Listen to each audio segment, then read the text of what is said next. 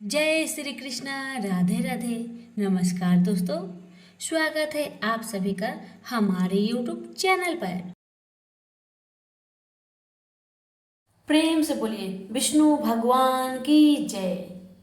आज आप सभी सुनेंगे देवउठनी एकादशी व्रत की पौराणिक कथा। एक राजा के राज्य में सभी लोग एकादशी का व्रत रखते थे। प्रजा तथा नौकर चाकरों से लेकर पशुओं तक को एकादशी के दिन अन्न नहीं दिया जाता था।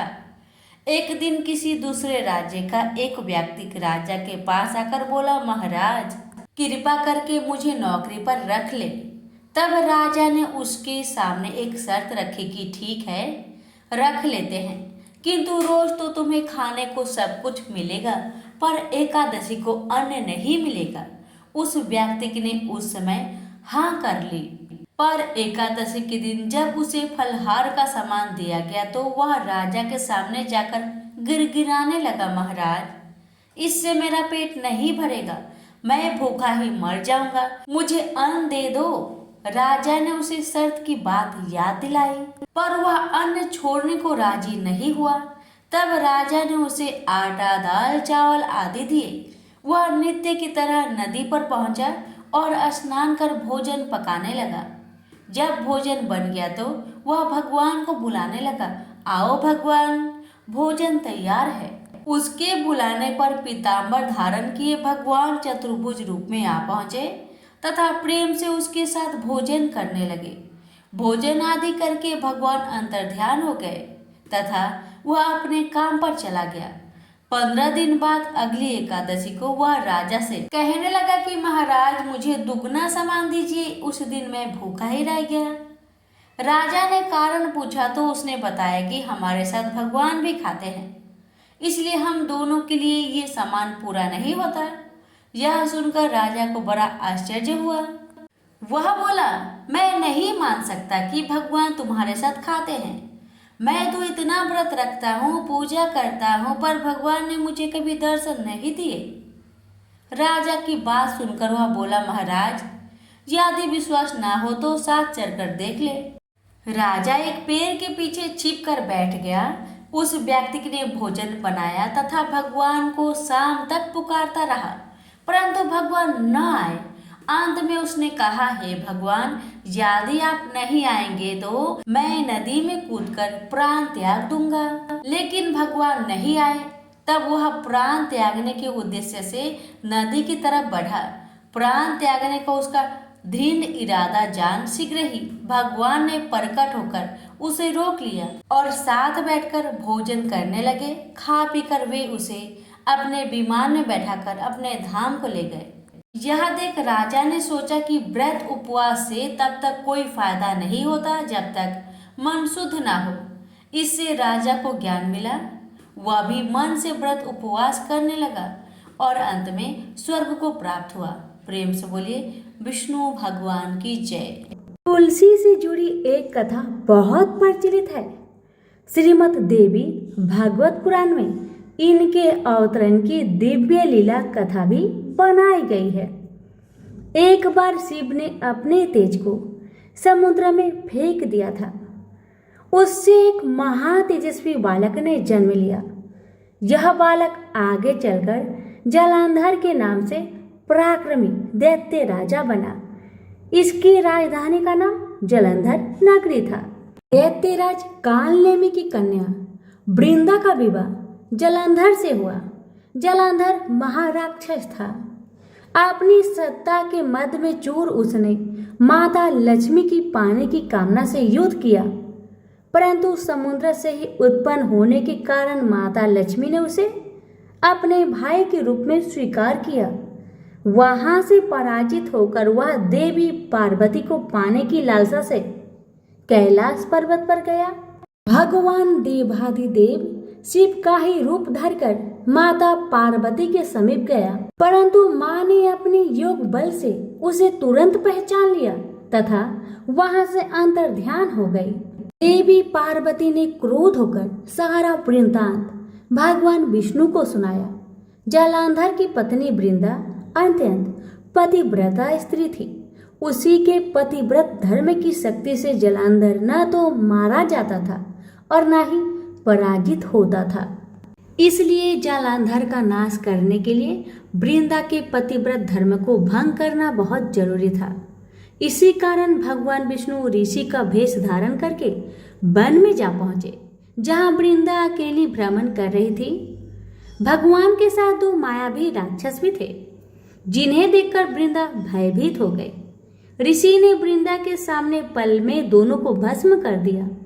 उनकी शक्ति देखकर वृंदा ने कैलाश पर्वत पर महादेव के साथ युद्ध कर रहे अपने पति जालंधर के बारे में पूछा। ऋषि ने अपने माया जाल से दो बानर प्रकट किए। एक बानर के हाथ में जालंधर का सिर था तथा दूसरे के हाथ में धड़। अपने पति की यह दशा देखकर वृंदा मूर्छित होकर गिर पड़ी। होश में आने पर उन्होंने ऋषि रूपी भगवान से विनती की कि वह उसके पति को जीवित करे। भगवान ने अपनी माया से पुनः जालंधर का सिर धड़ से जोड़ दिया, परंतु स्वयं भी वह उसी शरीर में प्रवेश कर गए। वृंदा को इस छल का जरा भी आभास न हुआ। जालंधर बने भगवान के साथ वृंदा पतिव्रता का व्यवहार करने लगी, जिससे उसका अस्तित्व भंग हो गया।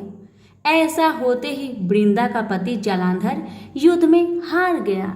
इसी सारी लीला का जब वृंदा को पता चला तो उसने क्रोध होकर भगवान विष्णु को शीला होने का श्राप दे दिया तथा स्वयं सती हो गई। जहाँ वृंदा भस्म हुई वहां तुलसी का पौधा उगा। भगवान विष्णु ने वृंदा से कहा, हे वृंदा, तुम अपने अस्तित्व के कारण मुझे लक्ष्मी से भी अधिक प्रिय हो गई हो। अब तुम तुलसी के रूप में सदा मेरे साथ रहोगी। जो मनुष्य भी मेरे शालिग्राम रूप के साथ तुलसी का विवाह करेगा उसे इस लोक और परलोक में विपुल यश प्राप्त होगा। जिस घर में तुलसी होती है वहां यम के दूत भी असमय नहीं जा सकते। गंगा व नर्मदा के जल में स्नान तथा तुलसी का पूजन बराबर माना जाता है। चाहे मनुष्य कितना भी पापी क्यों न हो, मृत्यु के समय जिसके प्राण मंजरी रहित तुलसी और गंगा जल मुख में रखकर निकल जाते हैं, वह पापों से मुक्त होकर बैकुंठ धाम को प्राप्त होता है। जो मनुष्य तुलसी व आंवलों की छाया में अपने पितरों का श्राद्ध करता है, उसके पितर मोक्ष को प्राप्त हो जाते हैं। उसी दैत्य जालंधर की यह भूमि जालंधर नाम से विख्यात है। सती वृंदा का मंदिर मोहल्ला कोट किशनचंद में स्थित है। कहते हैं इस स्थान पर एक प्राचीन गुफा थी जो सीधी हरिद्वार तक जाती थी। सच्चे मन से 40 दिन तक सती वृंदा देवी के मंदिर में पूजा करने से सभी मनोरथ पूर्ण होते हैं। तो प्रेम से बोलिए तुलसी मैया की जय। कथा। एक बुढ़िया माई थी, मिट्टी के गणेश जी की पूजा करती थी। रोज बनाए रोज गल जाए। एक सेठ का मकान बन रहा था। वो बोली, पत्थर का गणेश बना दो। मिस्त्री बोले, जितने हम तेरा पत्थर का गणेश गढ़ेंगे उतने में अपनी दीवार ना चिनेंगे। बुढ़िया बोली, राम करे तुम्हारी दीवार टेढ़ी हो जाए। अब उनकी दीवार टेढ़ी हो गई। वो चीने और ढा देवे, चीने और ढा देवे। इस तरह करते करते शाम हो गई। शाम को सेठ आया। उसने कहा, आज कुछ भी काम नहीं किया। वो कहने लगे, एक बुढ़िया आई थी, वो कह रही थी मेरा पत्थर का गणेश गढ़ दो। हमने नहीं गढ़ा तो उसने कहा तुम्हारी दीवार टेढ़ी हो जाए। तब से दीवार सीधी नहीं बन रही है। बनाते हैं और ढा देते हैं। सेठ ने बुढ़िया को बुलवाई।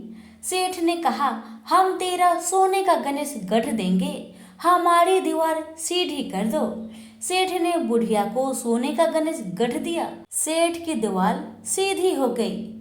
जैसे सेठ की दीवार सीधी की वैसे सबकी करना। कहानी कहने वाले, सुनने वाले, हुक्कार भरने वाले सभी पर अपनी कृपा सदा बनाए रखना। प्रेम से बोलिए गजानंद भगवान की जय। सभी व्रत में सुनी जाने वाली लपसी तपसी की कथा। एक लपसी था, एक तपसी था। तपसी हमेशा भगवान की तपस्या में लीन रहता था। लपसी रोजाना 1.25 सेर की लापसी बनाकर भगवान का भोग लगाकर जीम लेता था। एक दिन दोनों लड़ने लगे। तपसी बोला, मैं रोज भगवान की तपस्या करता हूँ इसलिए मैं बड़ा हूँ। लपसी बोला, मैं रोज भगवान को 1.25 सेर लापसी का भोग लगाता हूँ इसलिए मैं बड़ा हूँ। नारद जी वहां से गुजर रहे थे। दोनों को लड़ता देखकर उनसे पूछा कि तुम क्यों लड़ रहे हो। तपसी ने खुद के बड़ा होने का कारण बताया और लपसी ने अपना कारण बताया। नारद जी बोले, तुम्हारा फैसला मैं कर दूंगा। दूसरे दिन लपसी और तपसी नहाकर अपनी रोज की भक्ति करने आए तो नारद जी ने छुपकर 1.25 करोड़ की एक एक अंगूठी दोनों के आगे रख दिए। तपसी की नजर जब अंगूठी पर पड़ी तो उसने चुपचाप अंगूठी उठाकर अपने नीचे दबा लिया। तपसी की नजर अंगूठी पर पड़ी लेकिन उसने ध्यान नहीं दिया। भगवान को भोग लगाकर लापसी खाने लगा। नारद जी सामने आए तो दोनों से पूछा कि कौन बड़ा है। तो नारद जी ने तपसी से खड़ा होने को कहा। वो खड़ा हुआ तो उसके नीचे दबी अंगूठी दिखाई पड़ी। नारद जी ने तपसी से कहा, तपस्या करने के बाद भी तुम्हारी चोरी करने की आदत नहीं गई, इसलिए लपसी बड़ा है और तुम्हें तुम्हारी तपस्या का कोई भी फल नहीं मिलेगा। तपसी शर्मिंदा होकर माफी मांगने लगा। उसने नारद जी से पूछा, मुझे मेरी तपस्या का फल कैसे मिलेगा। नारद जी ने कहा, यदि कोई गाय और कुत्ते की रोटी नहीं बनाएगा तो फल तुझे मिलेगा। यदि कोई ब्राह्मण को भोजन करवाकर दक्षिणा नहीं देगा तो वह फल तुझे मिलेगा। यदि कोई साड़ी के साथ ब्लाउज नहीं देगा तो फल तुझे मिलेगा। यदि कोई दिए से दिया जलाएगा तो फल तुझे मिलेगा। यदि कोई सारी कहानी सुने लेकिन तुम्हारी कहानी नहीं सुने तो फल तुझे मिलेगा। उसी दिन से हर व्रत कथा कहानी के साथ लपसी तपसी की कहानी भी सुनी और कही जाती है। प्रेम से बोलिए लक्ष्मी नारायण की जय।